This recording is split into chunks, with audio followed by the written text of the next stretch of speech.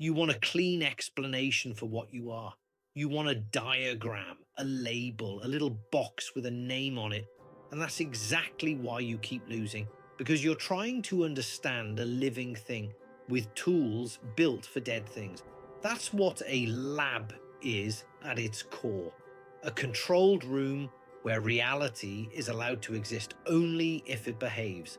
I hate labs for the same reason I hate most advice. Not because they're useless, because they quietly teach you a lie. That if you measure something enough, you'll finally own it, but the mind doesn't get owned. The mind gets noticed, and even that is rare. Tonight, I'm going to talk about two ideas that sound like enemies, but they're the same animal.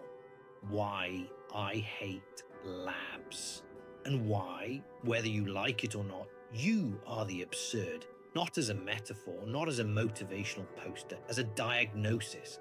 When I say labs, I don't only mean white coats and test tubes. I mean the whole modern religion of controlled outcomes, the belief that life is a machine, and you're the engineer, and the only reason you suffer is because you haven't tuned the settings correctly. So you run experiments on yourself, you track your sleep, you track your mood, you track your calories, your steps, your focus minutes, your dopamine, your deep work. You try to turn your body into a spreadsheet and your soul into a dashboard, and then you stare at the numbers like they're going to confess something. But the numbers don't confess, they seduce. They give you the feeling of progress without the cost of change. They give you the illusion of control without the humiliation of reality. That's why labs are addictive, because they promise what life refuses to promise: certainty, stability, a reason. And life, real life, doesn't do reasons, it does events.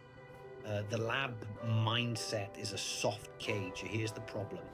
When you treat yourself like a lab project, you start speaking in a strange dialect. You don't say, I need, I'm scared. You say, my nervous system is dysregulated. You don't say, I'm lonely.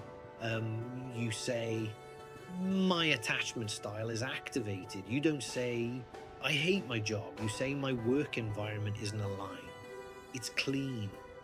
It's polite, it's clinically correct, and it's dead. Because the point isn't to describe your pain like a scientist. The point is to meet it like a person. Pause. The lab mindset is a soft cage. It keeps you busy labeling things, so you don't have to decide what to do with them, because decisions have consequences. Labels have vibes, and vibes are safer. But isn't science good? Yes, science is good, but your life is not a controlled study, and your mind is not a stable object. You don't repeat a day under identical conditions. You don't wake up with the same body, the same memories, the same weather inside your skull, even if you try. The lab mindset smuggles in a fantasy that if you find the right protocol, you'll stop being surprised by yourself. And the truth is brutal. You will always surprise yourself, sometimes in good ways, often in embarrassing ones. You will have thoughts you didn't ask for, feelings that don't match your values, reactions that make you question your own story. And no amount of tracking will stop that. Because the mind's job is not to be consistent. The mind's job is to keep you alive with ancient tools in a world that changes too fast. Intrusive thoughts. The lab malfunction you can't fix. Let's get specific. You're sitting there. Normal day, normal moment, and then a thought hits. Violent, sexual, blasphemous, paranoid, humiliating, stupid. A thought that makes you think for half a second. What is wrong with me? That is the lab mindset panicking. Because the lab mindset assumes if it appeared in my mind, it must reflect my identity. But intrusive thoughts aren't identity. They're noise. They're the mind's spam folder. They're the brain throwing random shapes at the wall to see what triggers your attention. Sometimes it triggers disgust, sometimes fear, sometimes shame. And shame is a very efficient glue. Shame makes you stare. And when you stare, the brain learns, oh, this matters. So it sends it again. That's the loop, not morality, not destiny, not a hidden truth about who you really are, just reinforcement. The observer is not a warm idea, it's a weapon. People hear, you are the observer, and they turn it into a scented candle. They imagine peace, soft music, a gentle smile. No. The observer is not comfort, it's separation. It's the ability to say, a thought happened, not I chose this, not this is me. A thought is an event, like a cough, like a twitch, like a shadow crossing a wall. You don't morally identify with a cough. You don't build a personality around a twitch, but you do it with thoughts, because thoughts speak in language, and language is persuasive.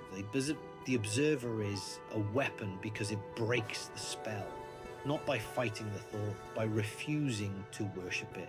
Why fighting your mind makes it stronger?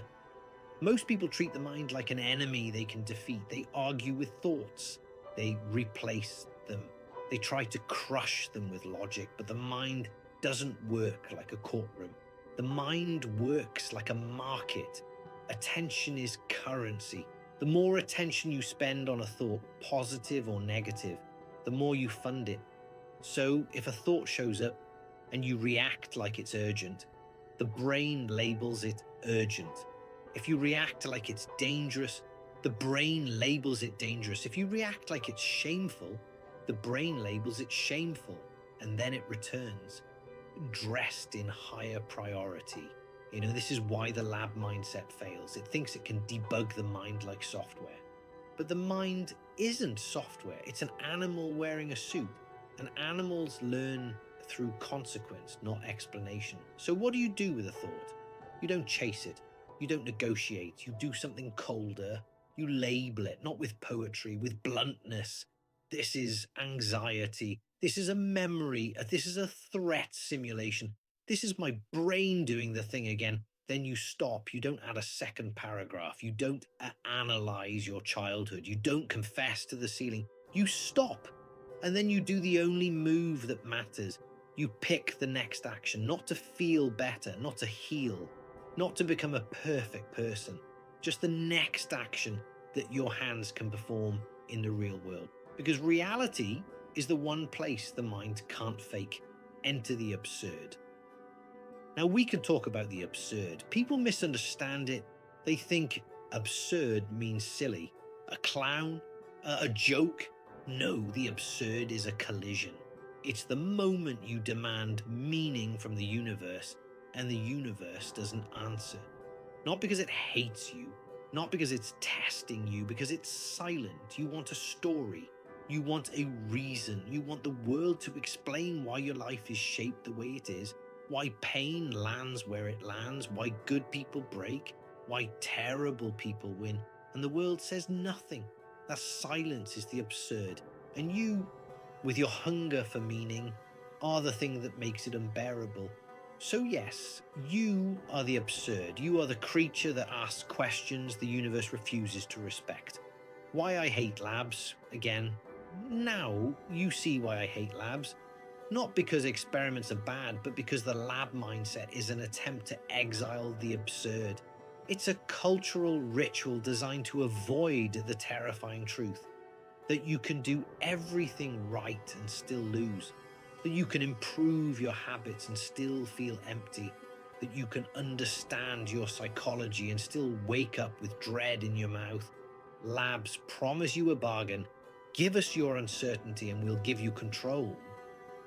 But the price is your aliveness, because an alive person is not predictable and not reducible and not clean. The lab wants you clean. The absurd makes you human. The brutal difference between meaning and function. Here's a hard line. Meaning is not the same as function. Your brain loves function. Function keeps you alive. Meaning keeps you awake at night. The brain asks, but what works? You ask, what is it for? That gap is the absurd, and modern life tries to drug that gap with productivity. If you can't find meaning, at least be useful. If you can't be loved, at least be efficient. If you can't be calm, at least be optimized. It's ugly, but it's common, and it creates a special type of emptiness. The emptiness of being functional while feeling unreal. Why I hate labs as a metaphor for AI voices, let's make it sharper. You're using an AI voice, a synthetic narrator, a controlled instrument. It's a lab product designed to sound human without the inconvenience of a human, and that's fine. But notice the irony. You're talking about consciousness, fear, meaning, using a voice that never felt any of it, a voice that can imitate emotion without paying the price of emotion. That's not a moral problem. It's a theme. It's the whole situation. The modern world is full of perfect simulations that don't have to be real. And the danger is subtle. If you consume too many simulations, you start expecting your inner life to behave like one, smooth, coherent, always on brand. But your mind isn't a brand, it's a storm. The fear of being bad. A lot of your suffering comes from a childish question dressed up as adult philosophy. What if my thoughts mean I'm bad? And this is where people become superstitious. They think the mind is a confession booth. If a thought appears, it must reveal a hidden self. No. The mind generates content, that's it, content. Some of it is useful, some of it is trash, some of it is pure horror, some of it is random. Your job isn't to purge the content, your job is to decide what you obey. That's the only ethics that matters, not what appeared and wrong, but what I did next. The thought is not your sin, the thought is weather. The observer is not peace, it's responsibility. Here's the part nobody likes. When you stop identifying with thoughts, you lose an excuse. If a thought made me do it that I thought, then you're innocent. If my brain is broken, well, then you're helpless. If my trauma controls me, then you're absolved. Sometimes those statements are partly true, but people cling to them for a different reason. They remove responsibility. The observer gives you responsibility back, not in a motivational way, in a merciless way. Because once you see the thought as an event, you can't pretend you are the event, you become the one choosing the response. And choice is heavier than emotion. A practical sequence, no therapy language, just moves. Here's the sequence, simple. The thought appears, you label it, one short label, you do not debate it, you feel whatever comes without commentary. You choose one real action, you repeat. That's it. No enlightenment, no purification. Just refusing to turn every mental noise into an identity. This is not healing, this is training. The absurd is not a problem to solve. Now the final blade, you don't solve the absurd, you stop trying. Trying to solve it is what keeps you trapped. You don't get a final answer. You don't get a cosmic explanation. You don't get a guarantee that your pain meant something. You get one thing. You get to live anyway, not as a triumphant hero, as a creature in a silent universe who still acts. That's the only honest stance. Everything else is decoration, ending, tight, no inspiration speech. So, why do I hate labs? Because labs are where humans go to pretend uncertainty is a bug. And why are you the absurd? Because you keep asking for meaning. In a world that doesn't owe you a response. Next episode, why fear triggers without permission. And why your brain does it even when nothing is wrong. Cut the lights, leave the lab, and watch what's left. The optimization lie, let's make it uglier. The lab mindset doesn't just measure you, it replaces you. It turns your life into a maintenance schedule. And if you don't hit the numbers, you don't feel sad. You feel wrong. Because the lab mindset doesn't say, you had a bad day. It says you failed the protocol. That's not self-improvement, that's self-surveillance. And self-surveillance always ends the same way. You start behaving for the metric instead of behaving for reality. You stop asking what is true. You start asking what will look stable, and stability becomes a costume, a performance, a brand. That's why I hate labs, because labs don't just measure life. They train you to distrust it. Like, your brain doesn't care about your worldview. Here's a fact people hate. Your brain doesn't care about your philosophy. It doesn't care about your values. It doesn't care about your identity. It cares about salience. What stands out, what spikes attention, what signals threat or reward. So if you keep reacting to a thought like it's a revelation, your brain treats it like a revelation. If you keep reacting to a feeling like it's a prophecy, your brain treats it like prophecy. And then you sit there like an idiot asking, why is this happening again? Because you trained it, not intentionally, but training doesn't require intention. It requires repetition. That's why you can be smart and still get owned by the same loops. Intelligence doesn't cancel conditioning. It just gives the conditioning better vocabulary. Why self-awareness becomes a trap. Self-awareness is sold as a cure, but most people don't use self-awareness as awareness. They use it as control. They look inward the way a manager looks at underperforming staff. Why did you feel that? Why did you think that? What's the root cause? What does it mean? And they keep digging until they hit a story that sounds like meaning. A story that gives them relief, not truth, relief. That's the trap. You don't want awareness. You want an explanation that lets you relax without changing anything. So you become a tourist in your own mind, endlessly observing, never acting, and then you call it growth. It isn't. It's avoidance in a nicer outfit. The attention economy is a lab, and you're the specimen. Now widen the lens. Look at your phone. That thing is a portable lab, a behavior shaping device. Every app is running experiments on you, /B tests, notifications, variable rewards. They don't need to convince you of anything. They just need to keep you reacting, because reaction is predictable. Reaction is monetizable. Reaction can be harvested. So you become a creature that twitches. New message, twitch. New like, twitch. New threat, headline, twitch. New trend, twitch. And your mind starts to feel like it belongs to the world, not to you. That's the modern condition. You don't have thoughts. Thoughts happen to you, and then the internet tells you what they mean, why you feel fake. If you've ever felt fake, here's one reason. You're consuming simulations all day. Simulated intimacy, simulated achievement, simulated outrage, simulated community. And then you wonder why your real life feels thin, because real life doesn't spike. It doesn't refresh every second. It doesn't deliver dopamine on schedule. Real life has dead air. Real life has silence. Real life has boredom. And boredom is where the absurd lives. So you escape it. And each escape trains your nervous system to treat reality as insufficient. Not because reality changed, because your threshold did. Why you keep asking, who am I? People ask, who am I? It's a deep question. Usually it's a panic question. What they mean is, which version of me is safe? Which version will be accepted? Which version will stop the internal noise? But the self is not a stable object. It's a pattern under pressure.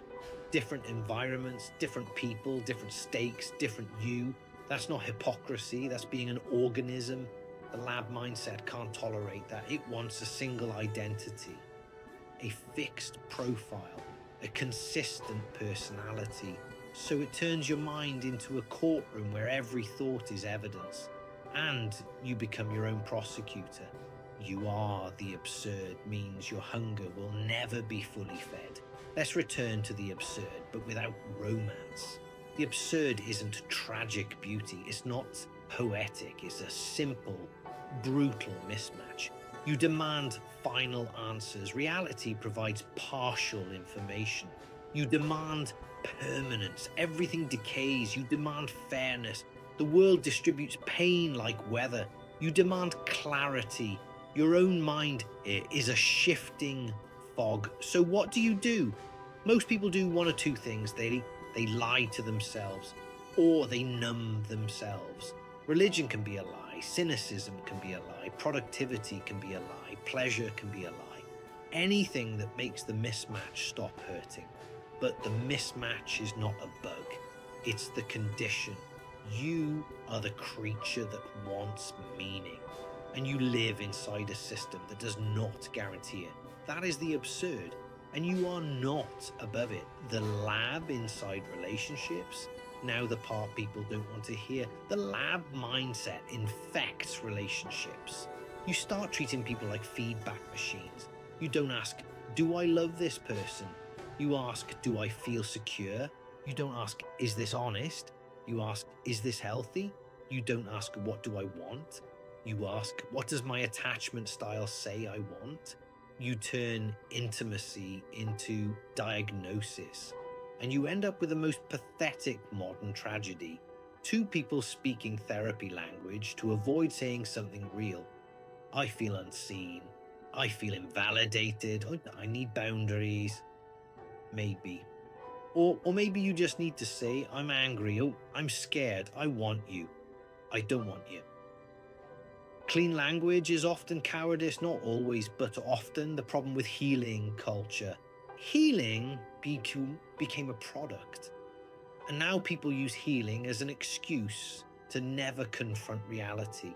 They call it protecting my peace. They call it my nervous system. They call it doing the work. Sometimes it's real, sometimes it's necessary, but very often it's a way to avoid risk while sounding enlightened, because real change isn't aesthetic. Real change looks like awkward conversations, boredom, repetition, failure, losing people, acting without certainty.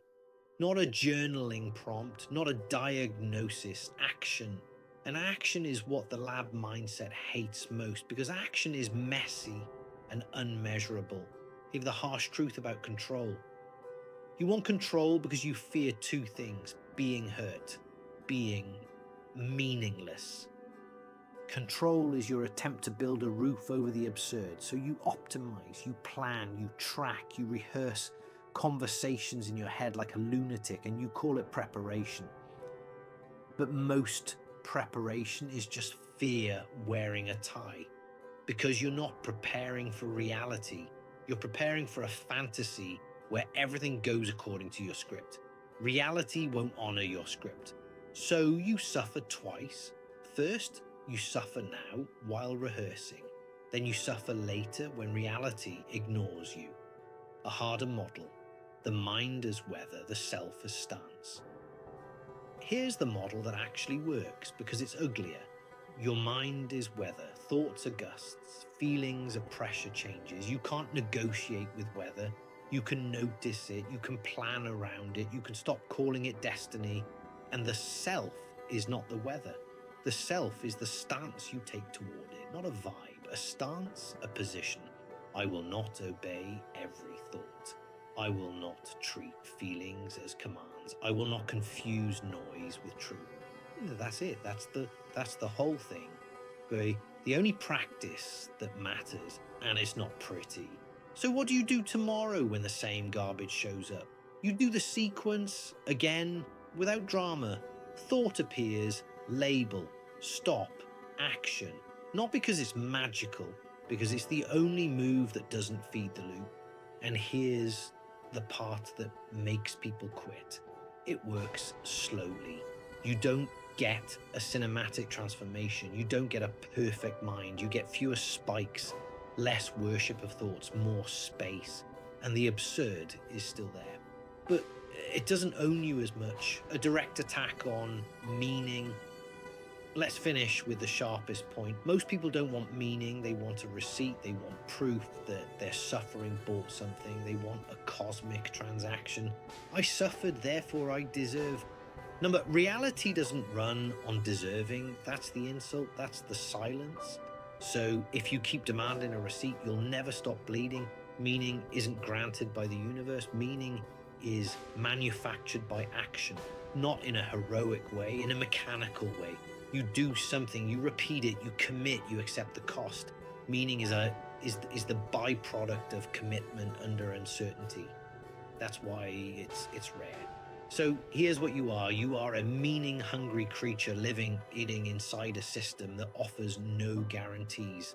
You will have thoughts you didn't ask for, feelings that don't match your story, fear that arrives without permission. And if you treat all of it like evidence of who you really are, you will stay trapped. Stop running labs on your existence. Notice the weather. Choose the next step. Next episode, why your brain manufactures fear in calm rooms and how it keeps you obedient with imaginary threats.